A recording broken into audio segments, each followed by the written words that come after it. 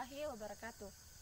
Perkenalkan, nama saya Rinda Antika dari kelas 3C Prodi Penyuluhan Peternakan dan Kesejahteraan Hewan. Baik, di sini saya akan menjelaskan organ dan fungsi reproduksi ternak sapi jantan dan ternak sapi betina.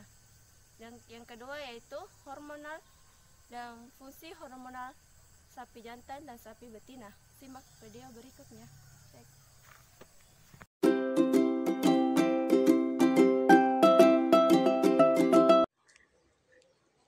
Yang pertama, testis. Testis adalah organ reproduksi primer pada ternak jantan. Testis dikatakan sebagai organ primer karena berfungsi menghasilkan gamet jantan atau spermatozoa. Yang kedua yaitu epididymis.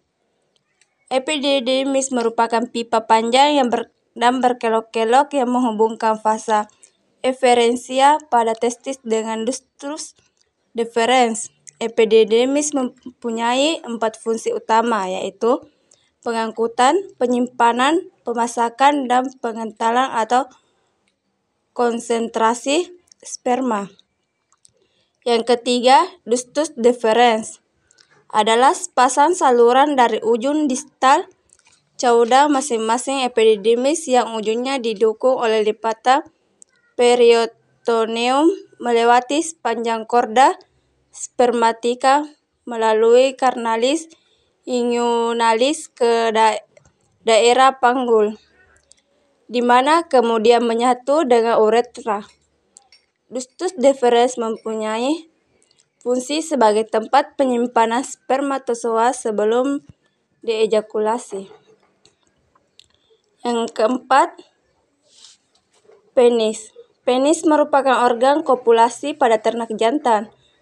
Membentang dari titik uretra keluar dari ruang pelvis di bagian dorsal sampai dengan pada orificum uretra eksternal pada ujung bebas dari penis.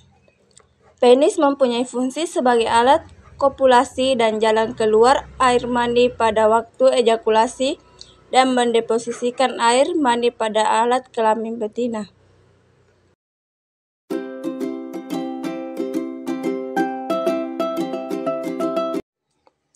Yang pertama, ovarium. Ovarium adalah organ primer atau esensial reproduksi pada betina. Fungsi ovarium sendiri adalah memproduksi ovum, penghasil hormon estrogen, progesteron, dan inhibin. Yang kedua, oviduct merupakan saluran yang bertugas untuk menghantarkan sel telur atau ovum dari ovarium ke uterus. Fungsi oviduct yang pertama menerima sel telur yang diovulasikan oleh ovarium.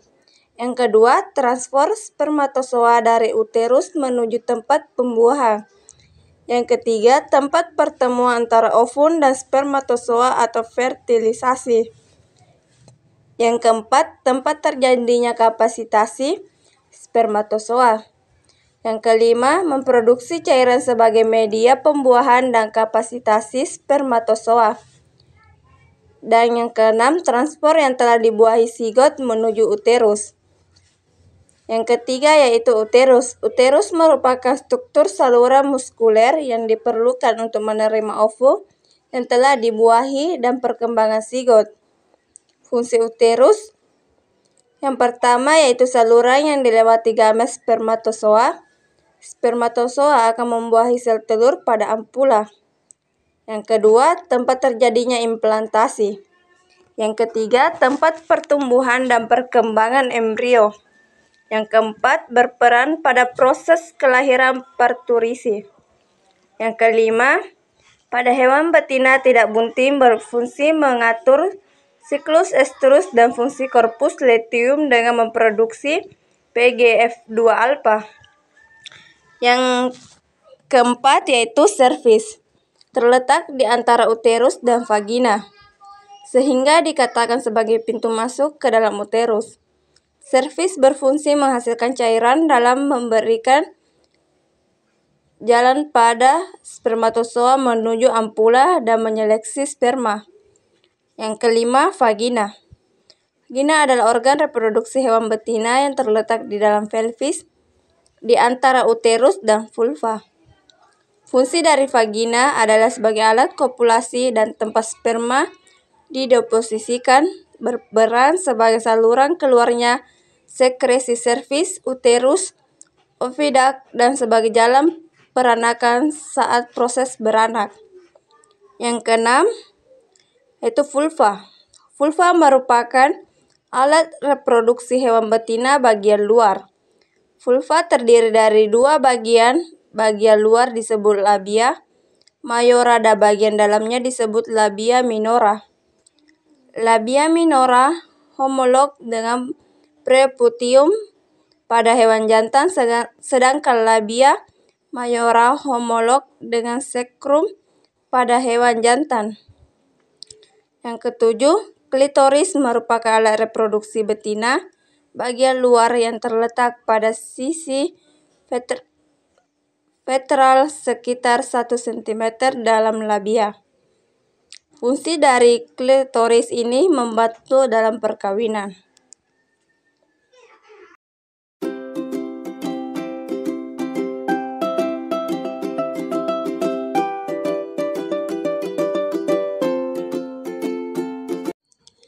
Yang pertama yaitu gonadotropin relasi hormon atau GnRH dihasilkan di hipotalamus, tepatnya di median eminensi, ventromedial nukleus, dan ventromedial nukleus. Berfungsi sebagai hormon relasi, yaitu hormon yang bersifat mempengaruhi kelenjar lain untuk memproduksi hormon tertentu.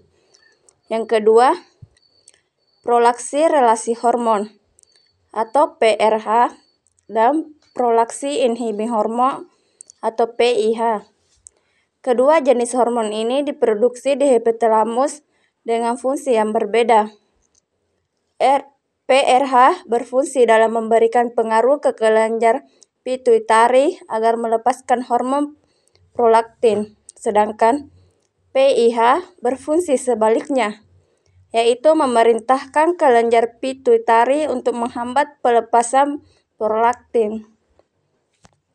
Yang ketiga yaitu luteinisi hormon atau LH, berfungsi utama dalam proses lutealisasi, sehingga LH sangat penting dalam ovulasi pada ternak betina. Folikel yang sedang berkembang membutuhkan peningkatan konsentrasi LH agar terjadi ovulasi. Fungsi LH juga dibutuhkan untuk pembentukan korpus luteum, serta mendukung terjadinya siklus estrus yang normal. Yang keempat, folikel stimulasi hormon atau FSH adalah hormon yang berfungsi utama dalam proses perkembangan folikel atau folikulogenesis pada ternak betina dan spermatogenesis pada ternak jantan. Yang kelima yaitu estrogen adalah hormon yang dihasilkan oleh folikel degrad di ovarium. Fungsi estrogen adalah perkembangan organ genital betina, memicu birahi sebelum terjadi ovulasi, penebalan endometrium, serta terlibat dalam persiapan kelahiran atau partus. Yang keenam adalah progesteron atau P4 adalah hormon yang diproduksi oleh korpus luteum dan termasuk ke dalam golongan hormon steroid. Progesteron berfungsi dalam persiapan implantasi saat terjadi fertilisasi, serta mendukung fisiologi uterus pada saat kebuntingan dan perkembangan embrio. Selain itu, progesteron juga berfungsi menghambat LH dalam bentuk memberikan negatif feedback saat tidak terjadi kebuntingan sehingga korpus luteum mengalami lisi sehingga gelombang perkembangan folikel yang baru dimulai. Yang ketujuh yaitu testosteron, biasa dikenal sebagai hormon jantan atau androgen. Disebut sebagai hormon jantan karena estrogen berfungsi untuk perkembangan organ reproduksi ternak jantan, termasuk berperan penting dalam pubertas. serta kemunculan karakteristik primer ternak jantan.